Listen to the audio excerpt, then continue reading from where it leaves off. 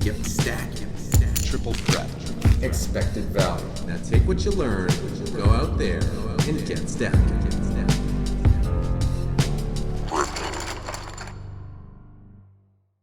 What up, Team Grips? Evan here for Grips.com, continuing with my review of Al's $36,000 victory in the Golden Spade Poker Open on Bovada Poker. US friendly, yes indeed. Viewer friendly, of course, please. So we're on to part 3. If you haven't watched parts 1 and 2, I would encourage you to do so, as we've covered lots of interesting stuff and there's tons of things to learn. And you know, if you want to make the money, there's nothing wrong with investing some time in your game. But that's 30 seconds of intro. Let's get right into the action because y'all don't want to wait around. So we got, 30 bigs. Antes are in play, and I would expect our man to be continuing to open a lot of pots. We've seen him open a lot of pots so far. There's no reason for him to slow down now. I think the King Jack is right on the line of hands that, you got to open versus hands you can open. But he takes it. It's Ace-4 reshove. It's fine. If we think the guy's opening a lot, we probably want to be reshoving quite a few number of hands, and anything with an ace in them is included in that. If, however, he's someone who, is not going to be opening the button every time, especially on a 10 big blind stack, it's a spot where we definitely want to be more cautious and don't need to just throw it all in there because we got dealt the ace rag. Against, a range of hands where our opponent is always calling, well, we're not in such good shape. And you know what? Just to confirm that, let's look at Poker Stove. Because we love Poker Stove. And if you want to get Poker Stove, you can get a copy at grips.com/poker software. So any pair, any Broadway. I mean, it's not even really going to be that wide. Let's go with like this. And whatever. We'll go with this. We'll say he's raised calling this. I think the suited connector Broadways is pretty aggressive, but you see against that range we're in fairly rough shape. And if we take out the suited connector Broadways as well, just leave him with King Queen, you'll see we shoot down even further. So against someone who's always calling, restuffing it with the ace rag is not the greatest of plays, but against someone that is raising every single time, every button, and then folding like 80% of the time, obviously you just want to be shoving with all kinds of things. And just having an ace as a backup and a blocker is just a little bit of icing on the cake. So we win an 80-20 there, as we should, because we're on Team Grips and we get stacking. And we don't win 70-30s, though, because, we like to fight for our right to get all the gold. Ace Queen. All right. Well, let's get the money in. And this guy calls, and let's see what we run into. Okay. Let's replay that again. And next time you guys say, woe is me, I can't play on Poker Stars, I'm going to link you to this part of the video and say, why would you want to play anywhere but here? So this guy flats on 14 bigs with King Queen.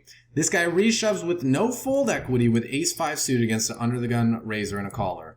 And then when we ISO, this guy calls off. I mean, all right, his price was okay. He needs 34%. Don't think he had 34%. Against the under-the-gun opener and shover and ISO, or in the notes, it just says LOL. And earlier, apparently, people are folding jacks to the man. All right.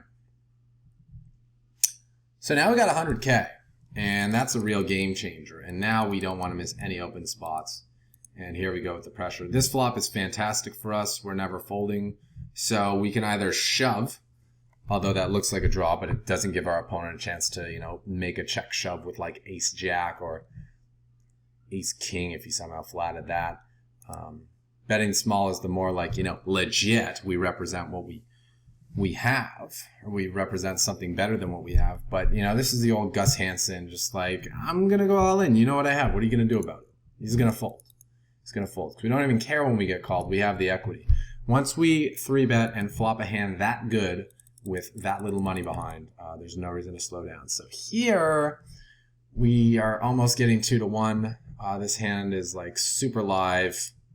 I can see going either way. Queen Jack suited does pretty, does okay. Against like all the pairs and stuff, it does okay. But we have such a great chip stack that we don't need to flip with it anymore. We can just kind of use to cruise. No reason to just gamble with our opponents unnecessarily and give them free chips. We're going to make them earn our chips from us if they want them. And it's not going to be easy. So facing an early position open with a very premium hand, ace queen of hearts, easy call, and well, he kind of took the play away from us, but hopefully he has the draw that he's representing with king queen. We're not folding this, and we may see something funny. Nope, he had the king queen, played it like king queen. Now, does that mean we call with like ace nine if we somehow saw the flop with that? Like, no, probably not, and that's why it's a good play, but you got pwned, bro. Al gets stacking. Well, why did I? Don't hit the play pause. Only the newbies click the play pause. You ever see it? They're like, all right, play pause, play pause, play pause. Like, nah, you have a forward button. Use the forward button. If you ever want to make a video for Grips, if I see you hitting the play pause, you are instantly removed from the roster. So don't do it. Pay attention. AA. Okay. We want a flat, we want a 3-bet. Let's see. Guy's opening on 20, quite a few bigs. I think I like a 3-bet. So we go with the small 3-bets. Cool. It's a very dry flop for us. We even have the ace of clubs, nothing to be afraid of. It's one of those boards where we can c-bet extremely small and get the job done.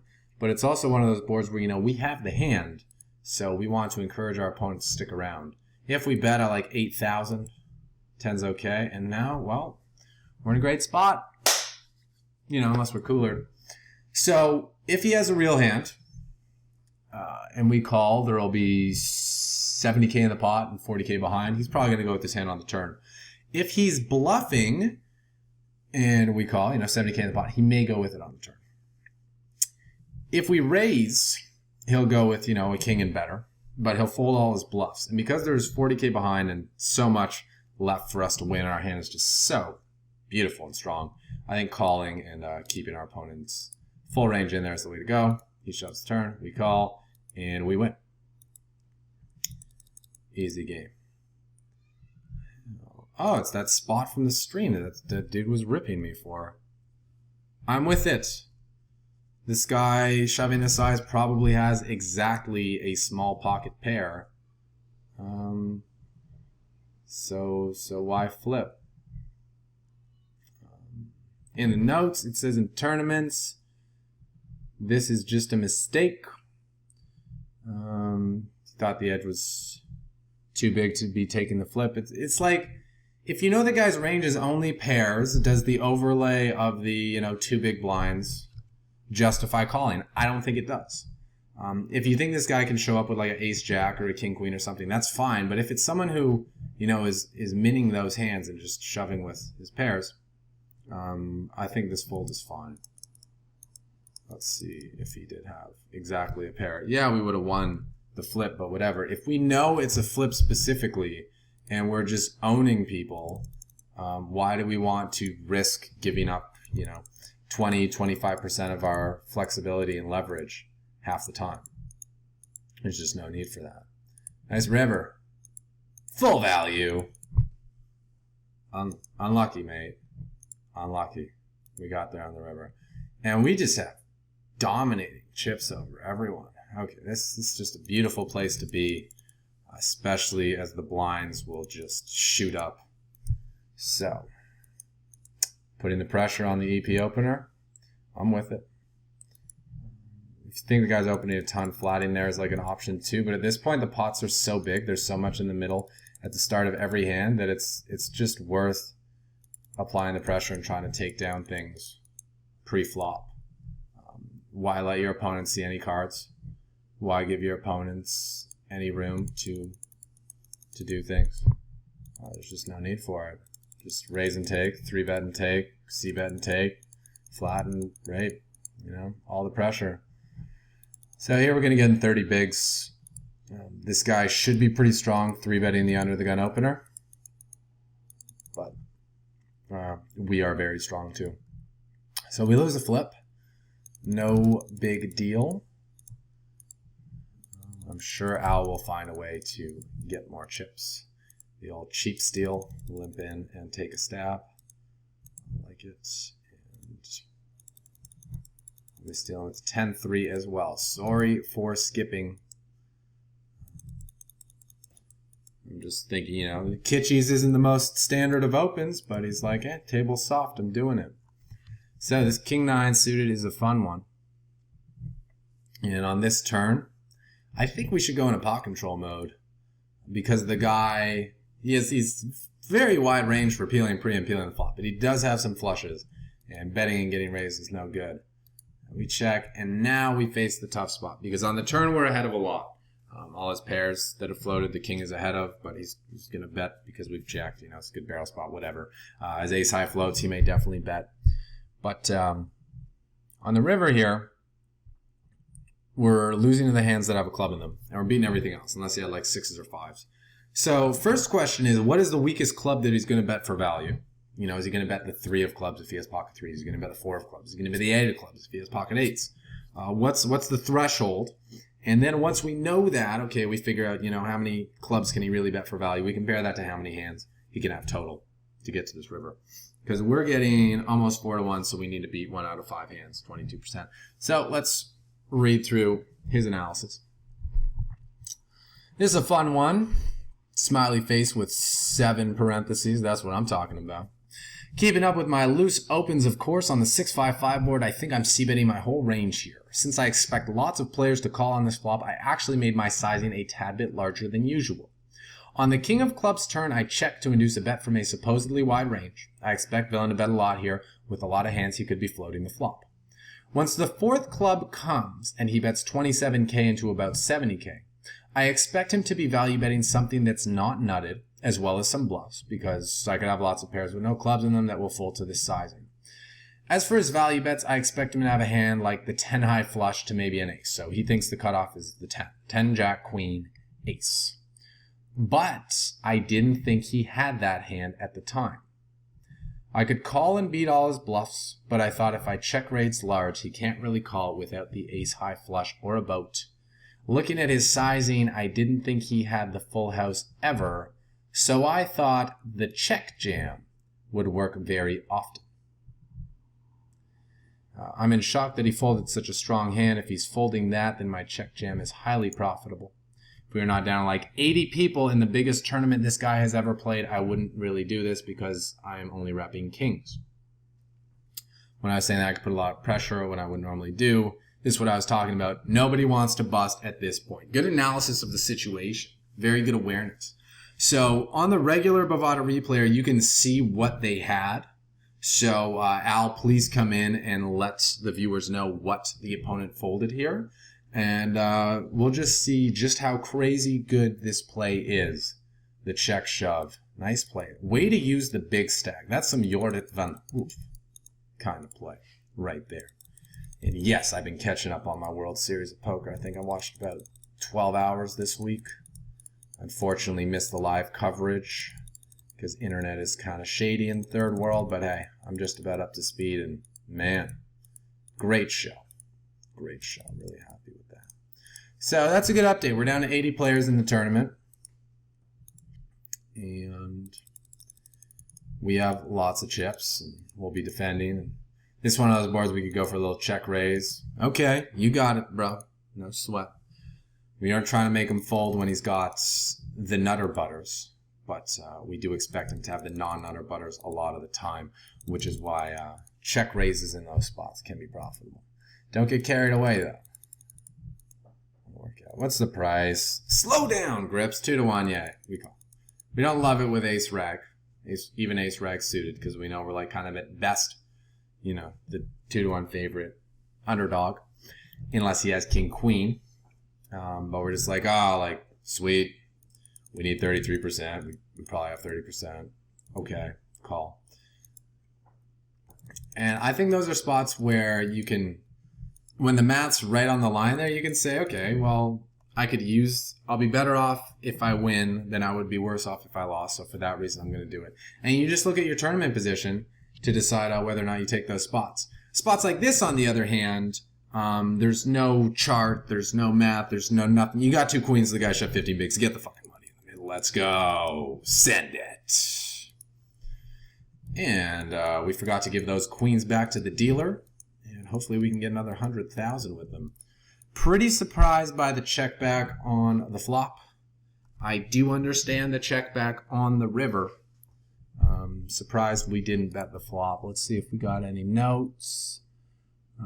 He said it's a better flop for the big blind. So he's thinking ranges. He's like, overall for the range, it's better for the big blind than me. Therefore, I shouldn't be betting too much. So he checked back for deception. I don't know if I agree. I think with the boards being such low cards, it's still not that great for your opponent's hand. It's hard to connect with low boards. Much easier to connect with high ones. So that's too expensive. We outie. We'll be in with the king jack and c-betting and winning. Good job on the sizings throughout this tournament. C-bet sizing obviously has been on point, but more importantly, I think the later street sizing has been very good and very creative.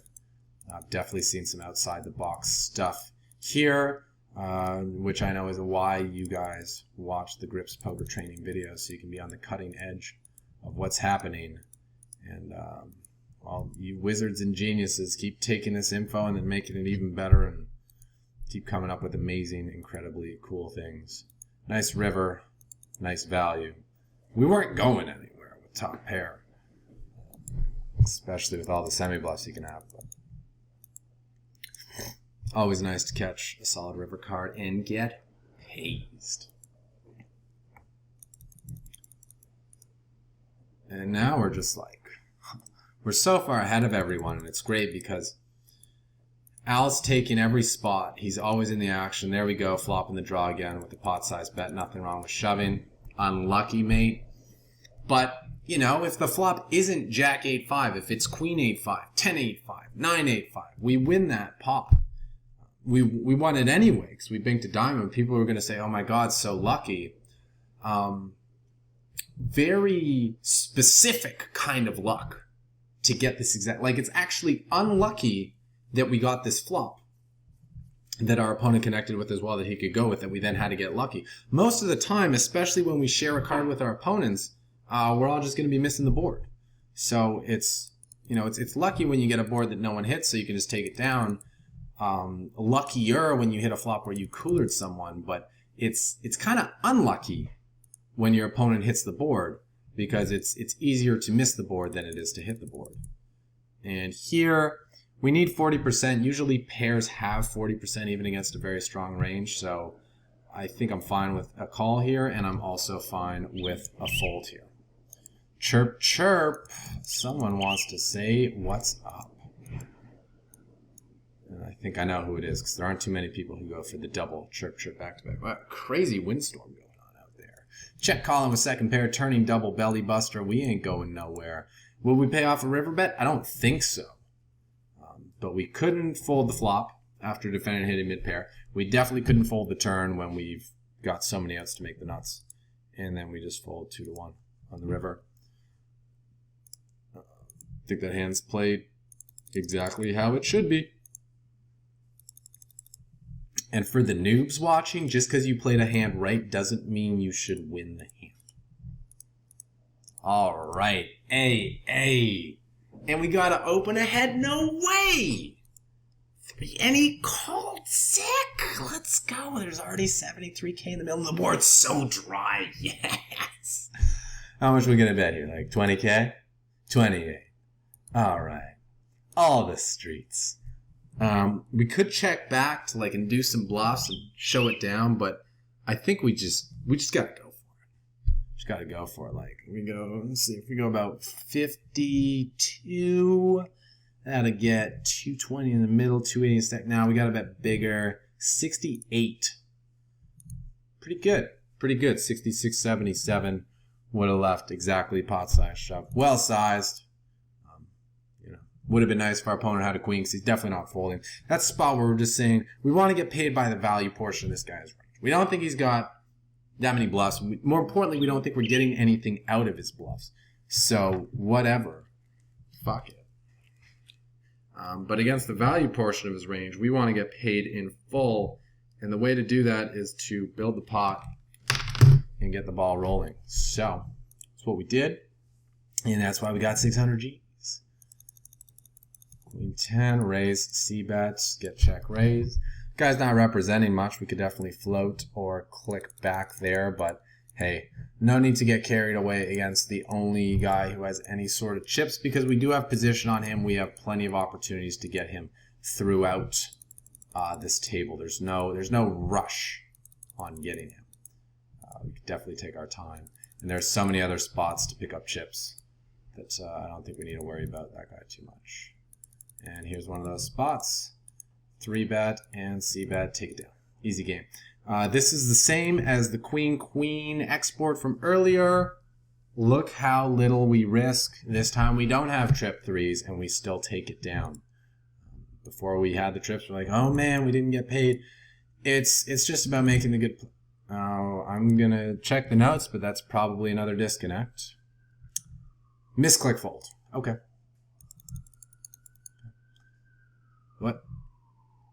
7's not getting the correct set mining odds. Disagree. All right, let's bring out a calculator to show why. So we have to call 14,000, and it's about 7.5 to 1. So I'm going to play it safe.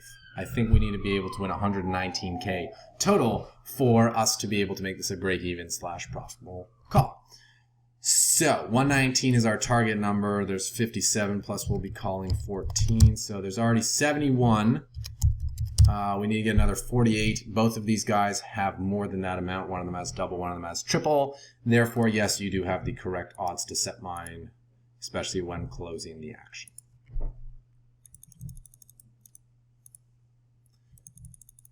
We found a mistake. Call.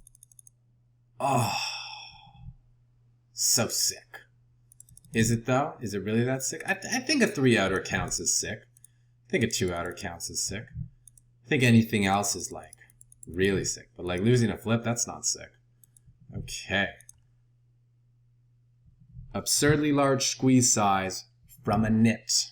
Know your player. You are happy to get in 20, 30 bigs against a crazy maniac, but against a super tight player who does nothing but play the top 5% of hands, we don't give them action. Punish those nits by folding. Yep. That's the way you get them. Right back to it. Not a huge fan of that turn bet, but this dude is crazy. This dude is crazy. And I'm just reading his thoughts. I got nothing to say about this. So unexpected and so wild. This against the guy we played the aces and queen 10 hand a little bit ago. King jack 5 board, backdoor flush draw, backdoor straight draw, so much backdoor equity and other ways to win the pot. Decides to check. Cool. On 7 diamonds turn, I prefer checking rather than betting. I agree. I didn't turn any equity, and once the BB checks twice, I assume he has some showdown value since he did not try to bluff me earlier. I agree. The dude's probably not folding. But once he calls and leads small on a 3rd diamond, it looks like a blocker bet. And what do blocker bets hate? Getting raised. So, considering he's double-barreled him twice and already folded to his check raise in another hand, he thinks if he raises small, there's some chance he'll get heroed. But if he raises large, what's he going to do? Call with less than a flush? No. It's pretty hard to get a flush. So, he's okay with this bet because it's going to work so often. Doesn't like it, doesn't love it because he doesn't rep that much. He doesn't have a blocker, but hey, it's an effective bluff. It's one of those spots where the guy can look and be like, you know, I know you're fucking bluffing, man, but that's just such a good bet, such good sizing, such good timing. You know, you earned it, man. Good for you. Like you played the hand right. Because I mean, like it takes a real sicko to make a call for tons of chips when they have like a marginal hand. Most players just don't have that in them. We'll do some folding. Looks like we somehow lost. We missed one hand where we lost like 40K in the big blind. Maybe it'll appear somewhere later in the replayer, but whatever. Interesting flat. With all the history between the two, I would expect a 3-bet, but we are 50 big blinds deep, and we do have a very good stack. So there's nothing wrong with flattening and playing position, under repping our hand, and that's what we're going to do. Just would be calling down, but once check two, we obviously have to bet and try to build that pot. Yeah, when you're playing like really deep stacked, sometimes you have to disguise your hands to get the maximum value. And I think we're going a little too loose here, opening 8-9 off. This table is still pretty full-handed. Whatever, we're playing 7-handed.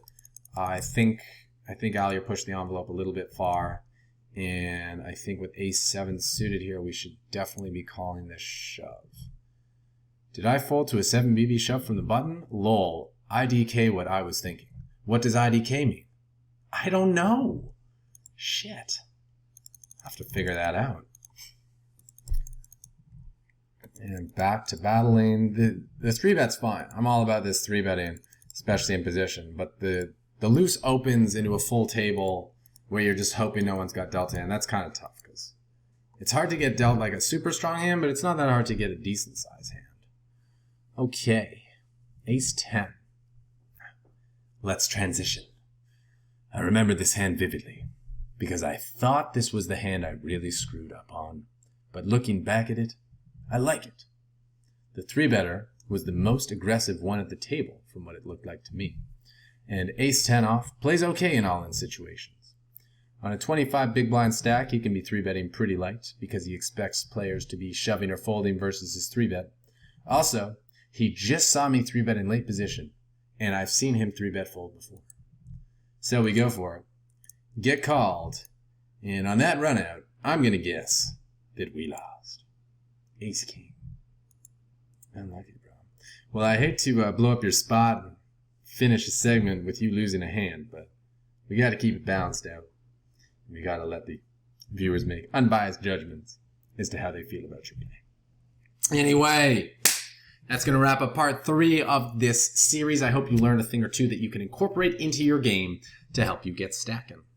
Please, please, please, please share your comments, feedback, questions, insights, whatever you have with the team in the comments section here on YouTube. It is appreciated and it will get the discussion flowing, and you're going to learn so much more if you get involved in the process rather than being a, passive observant bystander. Nothing wrong with that, but you're not going to get the max value. So I would encourage you to do so, and generally when people do what I tell them to do, good things happen. So join up. Get it done. Anyway, this has been Evan for Gripst.com. Always a pleasure. You know what to do. Take what you learned, go out there, and get stacking. Yeah, we get it stacking. Gripst.com, tell you how to get it stacking. The flops I be smashing, the pots I be blasting. Gripst.com, tell you how to get it stacking. When the main event, man, that could never happen. The Gripst.com, tell you how to get it stacking. Now you're picking up traction, getting action. Gripst.com, tell you how to get it stacking. Stack it up, cash it in, damn, I win again. Many friends come to play, cause I'm on the internet. Better yet, I flop the turn and take a chance upon the river. I'll bluff you with the 7-2 offsuit, whatever's clever, call you all in while your chip stacks falling. Better believe the dealer, cause the game just started. Don't know the rules, you bet it all and then you risk it. If you wanna learn it, you should go online and hit up Gripst. Yeah, we get it stacking. Gripst.com, tell you how to get it stacking. The flops I be smashing, the pots I be blasting. Gripst.com, tell you how to get it stacking. When the main event, man, that could never happen. The Gripst.com, tell you how to get it stacking. Now you're picking up traction, getting action. Gripst.com, tell you how to get it stacking. Ever since a young cat, want a pocket stack with cash in the fast stack, crammed in the clam clip. Gotta get the action, gotta get it stacking. Dollars on the noggin, want a lot of transactions. Started as a little retarded, now with the knowledge, playing cards, flopping, bombarded, cause it was harder than I thought. Then I got on Gripst.com, asking and got what I needed.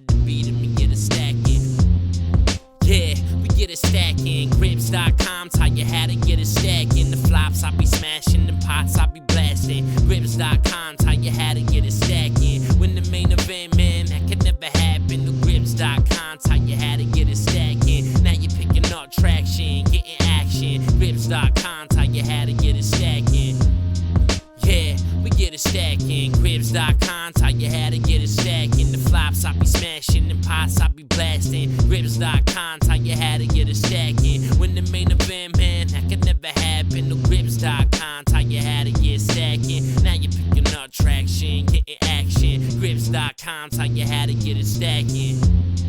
Yeah, we get it stacking. Grips.com taught you how to get it stacking. The flops I be smashing, and pots I be blasting. Grips.com taught you how to get it stacking. When the main event, man, that could never happen. The Grips.com